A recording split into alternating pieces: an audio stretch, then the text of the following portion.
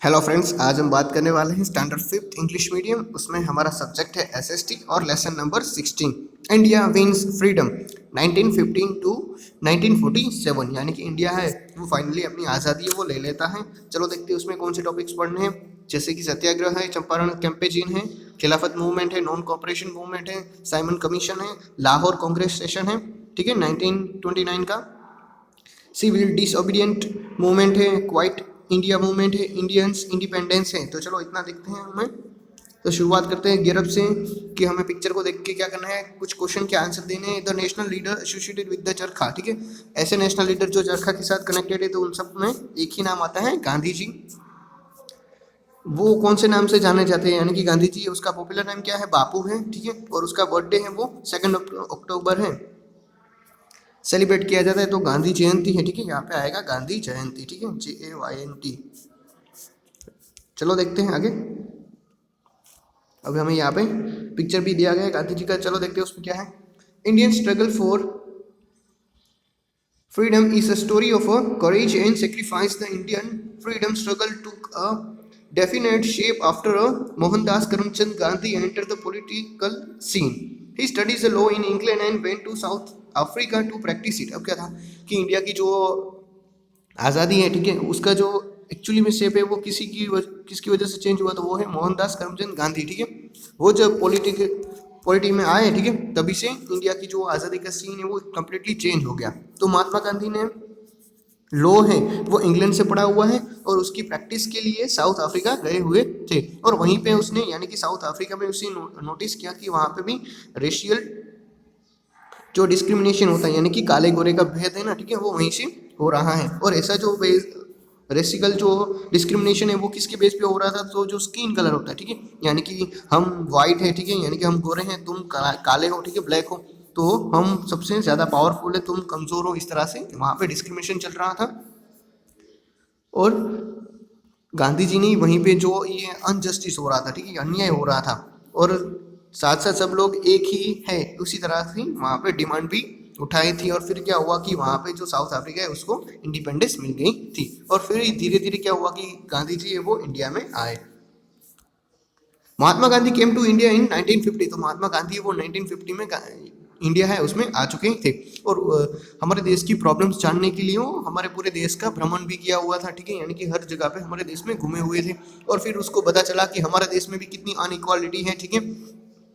और फिर क्या हुआ कि कितने सारे जो सोशल इवल्स होते हैं, ठीक है, जो सामाजिक दुष्ट कह सकते हैं, ठीक है, कि जो खराब चीज़ें यानी कि जो प्रैक्टिसें हो रही हैं हमारी सोशल में वो बहुत ही गंदी है, ठीक है, एकदम प्रीवियस ईयर है, पुरानी है, तो ये भी नहीं चलेगा। और जो सिस्टम है हमारी वो कास्ट सिस्टम में बटी हुई है, ठीक है, मतलब कि जो ब्राह्मण है वो सबसे टॉप पर रहेगा, ठीक है, जो दलित है वो सबसे नीचे रहेंगे, इस तरह से वो कास्ट सिस्टम चल रही थी। लेकिन एक्चुअली में ये बहुत ही गंदी सोच थी। तो इस तरह से क्या हुआ कि जो पीपल है ना वो डिप्राइव्ड सेक्शन में बटे हुए थे। मतलब कि क्या था कि किसी का स्टेटस अपर है, किसी का स्टेटस है वो डाउन में है, ठीक है, तो इस तरह से वो कर रहे थे।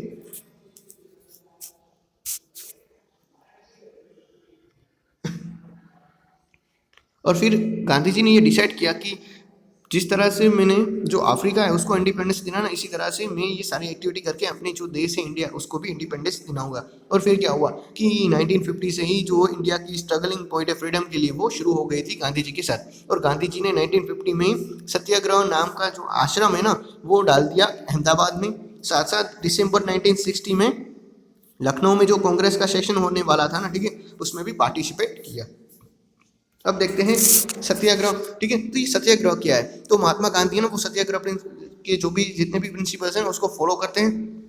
सत्याग्रह का मतलब ये वो दो वर्ड से बना हुआ है, एक तो सत्य है, दूसरा है आग्रह। सत्य का मीन्स होता है ट्रुथ और आग्रह का मीन्स होता है टू इंसिस्ट, ठीक है, तो हमें याद रखना पड़ेगा, यानी कि जो सच्चाई है ना उसको सबसे पहले आगे रखना, उसी को कहते हैं सत्याग्रह।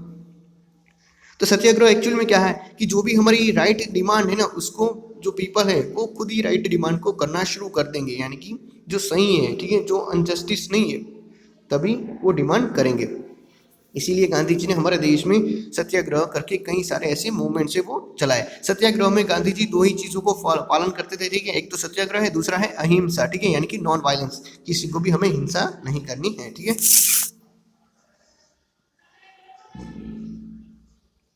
अब हम बच्चों आते हैं चंपारण कैंपेजिन में, ठीक है। तो ये क्या है, Mahatma Gandhi entire the active politics with the Champaran campaign to redress the grievance of their indigo cultivator of Bihar. Champaran campaign was his first civil disobedience movement in India. अब क्या था कि गांधी जी है वो सबसे पहले तो चंपारण जो कैंपेन चल रहा है ना उसी से बहुत ही फेमस हो चुके थे। तो ये चंपारण है वो कहाँ पे आया हुआ है, तो चंपारण है वो बिहार में आया हुआ है और वहाँ पे इंडिगो है, ठीक है, जो सही होती है ना, ठीक है, उसकी जो क्रूप्स होते हैं उसी को कहते हैं इंडिगो। तो उसके जो क्रूप्स है ना वो ब्रिटिश लोग हमारे पास से सबसे ज़्यादा ग्रो करवा देते हैं, ठीक है, ताकि उसका जो व्यापार है वो अच्छी तरह से चल सके। तो बिहार के जितने भी फार्मर्स थे उसको कंपलसरी जो इंडिगो है वो ग्रो करना था और उसके ऊपर हैवी टैक्स भी डाल दिया था। इसीलिए गांधी जी वो सीन में आ गए और गांधी जी का ये जो चंपारण कैंपेन था वो सिविल डिसोबिएंट मूवमेंट का सबसे पहला ऐसा कदम था, ऐसा हम कह सकते हैं। और वहाँ पे इंडिगो की जो सिस्टम थी वो थी 3 काठिया सिस्टम, ठीक है। और इस सिस्टम में क्या था कि जो भी ब्रिटिशर है वो जो भी इंडिका कहेंगे, ठीक है, कि इतनी इंडिका आपको ग्रो करनी है, इंडिगो ग्रो करनी है, तो उतनी ही हमें इंडिगो है वो ग्रो करनी पड़ेगी।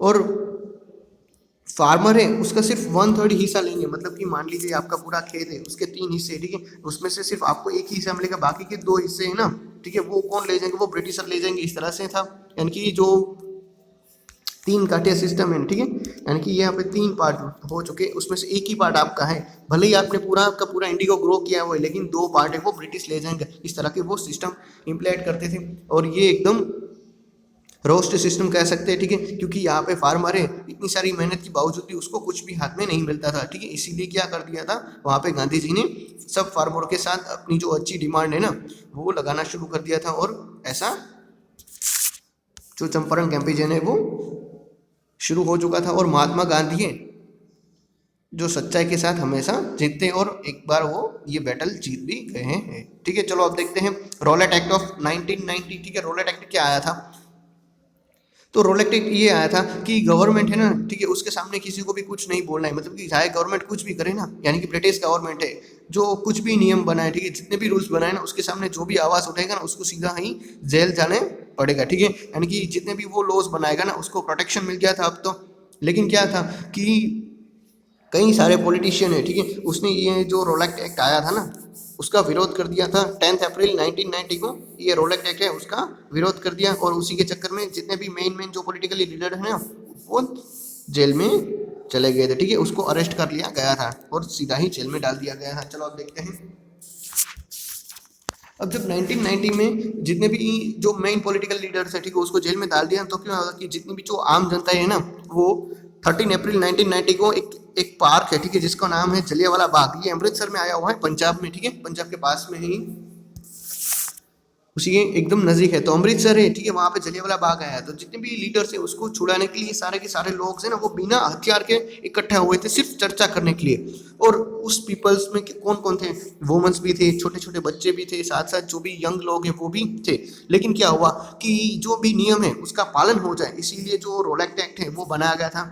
लेकिन ये पीपल्स तो मान ही नहीं रहे, तो फिर क्या किया कि ब्रिटिश गवर्नमेंट का जो आर्मी ऑफिसर था, ठीक है, जिसका नाम था जनरल डायर, उसने क्या किया कि मान लीजिए कि ये पूरा पार्क है, ठीक है,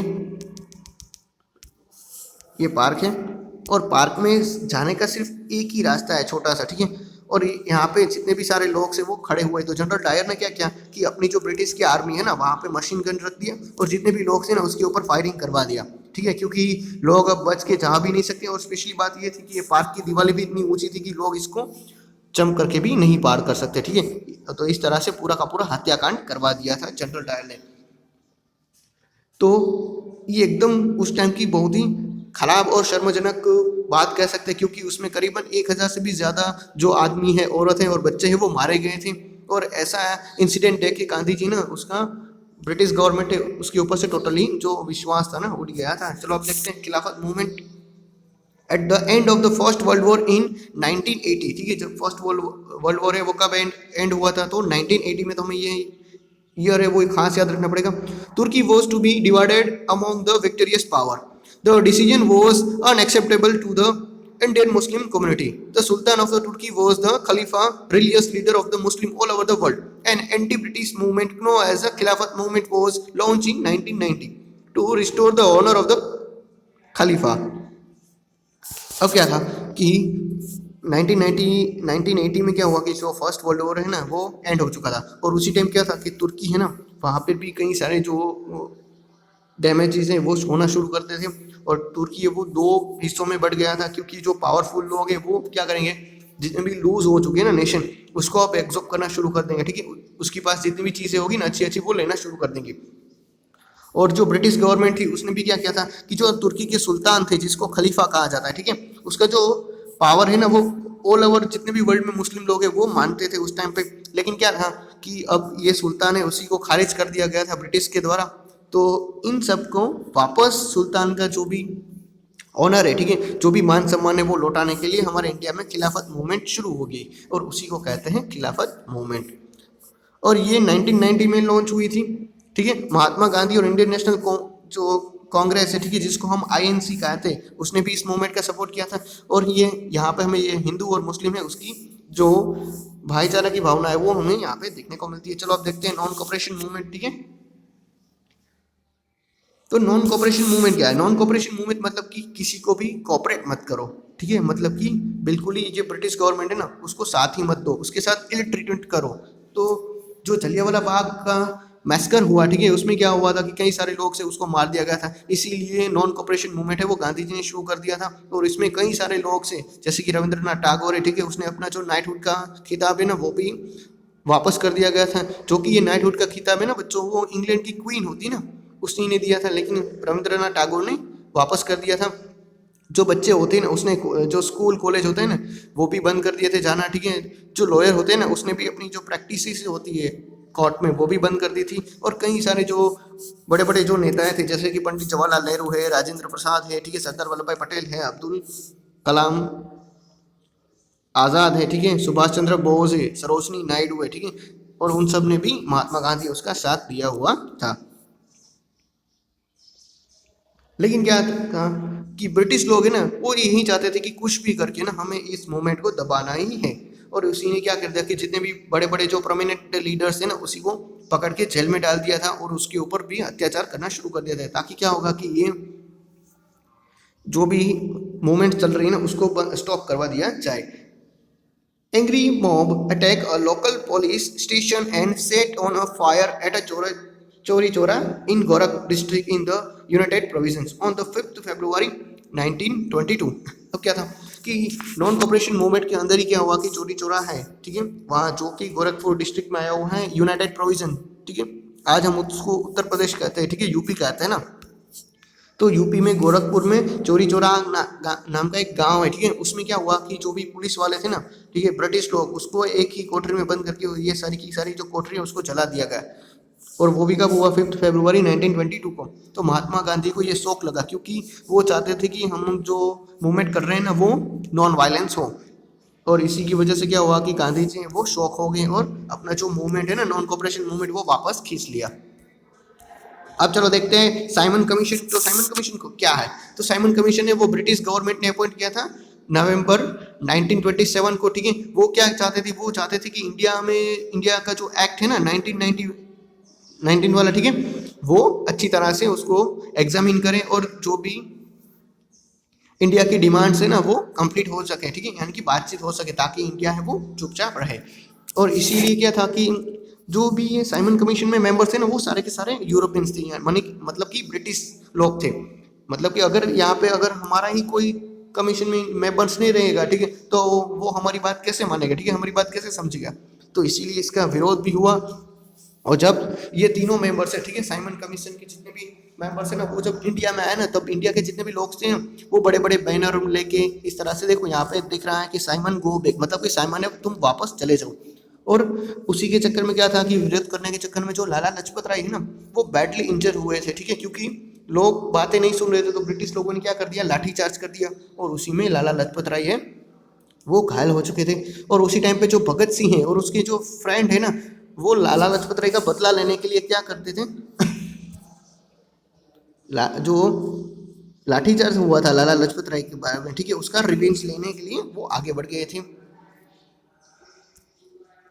ठीक है, चलो अब देखते हैं लाहौर कांग्रेस सेशन 1929। लाहौर में जो भी कांग्रेस का सेशन होने वाला था, ठीक है, उसकी बात हम करते हैं, 1929 में हुआ था।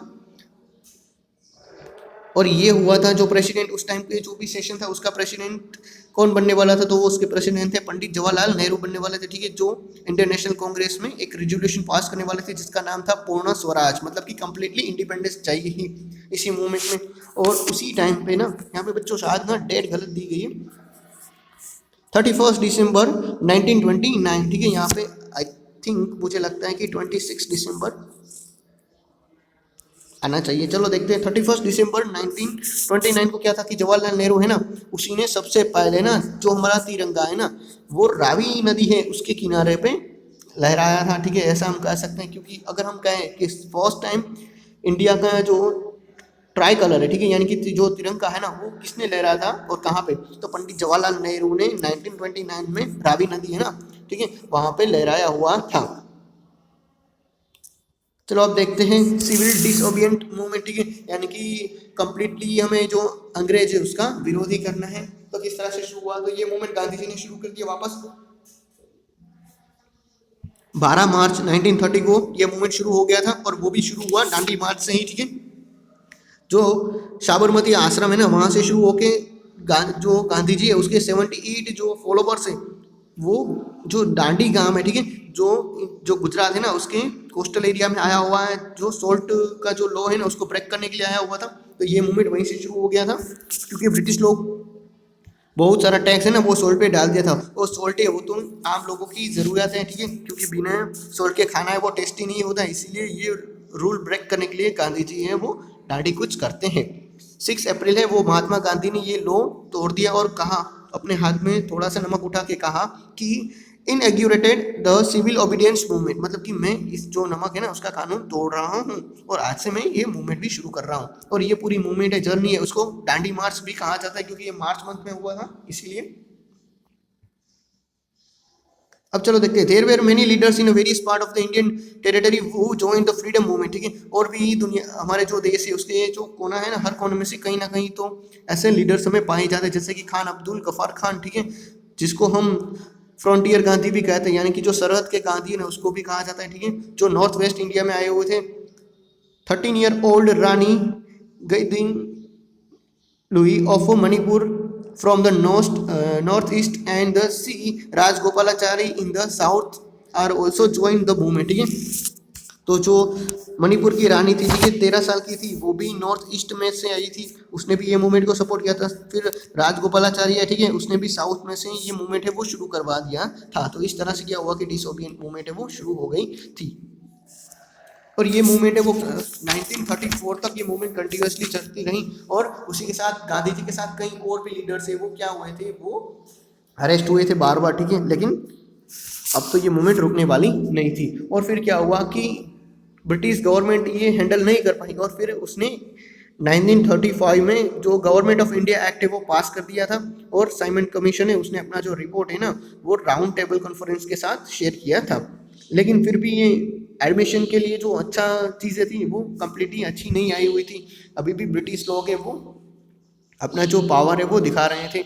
लेकिन क्या था कि अब हमें थोड़ी सी जो इकोनॉमिक्स है और पॉलिटिक्स है उसमें छूट मिल गई थी, इसलिए हम ये मूवमेंट को कंटिन्यू रखते हैं। अब देखते हैं क्वाइट इंडिया मूवमेंट, ठीक है, यानी कि इंडिया है उसको कम्प्लीटली छोड़ दो। तो ये जब सेकेंड वर्ल्ड वॉर हुआ, ठीक है, 1930 में शुरू हुआ था, तब ब्रिटिश ना वो इंडिया इंडिया की जो हेल्प है वो चाहिए थी उन लोगों को, क्योंकि जो वर्ल्ड वॉर था उसमें ब्रिटिश ने जो इंग्लैंड है उसने पार्टिसिपेट किया था, लेकिन उसके पास अपनी आर्मी नहीं था, इसीलिए वो इंडियंस को क्या करते थे आर्मी में रिक्रूटमेंट देते थे और वहाँ पे लड़ने के लिए भेजते थे। तो इस तरह से क्या हुआ था कि जब 39 में वर्ल्ड वॉर हुआ, सेकेंड वर्ल्ड वॉर, तो उसके लिए इंडिया की हेल्प चाहिए, लेकिन अब तो इंडिया अपनी इंडिपेंडेंस मांग रहा है। तो 1942 में क्या हुआ कि ये जो इंडिया का इंडिपेंडेंस है ना वो ब्रिटिश लोगों ने एकदम सीरियसली ले लिया, और जो इंडिया है ना उसने भी अपनी जो डिमांड है फ्रीडम की वो बहुत ही तेज कर दी थी। अब बात करें तो 8 अगस्त 1942 में क्या हुआ कि कांग्रेस ने अपनी एक मीटिंग बुलाई, ठीक है, जहाँ पे वो मीटिंग थी वो था बॉम्बे, और उसमें एक रिजोल्यूशन पास हुआ जिसका नाम था क्वाइट इंडिया, ठीक है, क्वाइट इंडिया रिजोल्यूशन, मतलब कि इंडिया है उसको छोड़ ही दो अब। और ये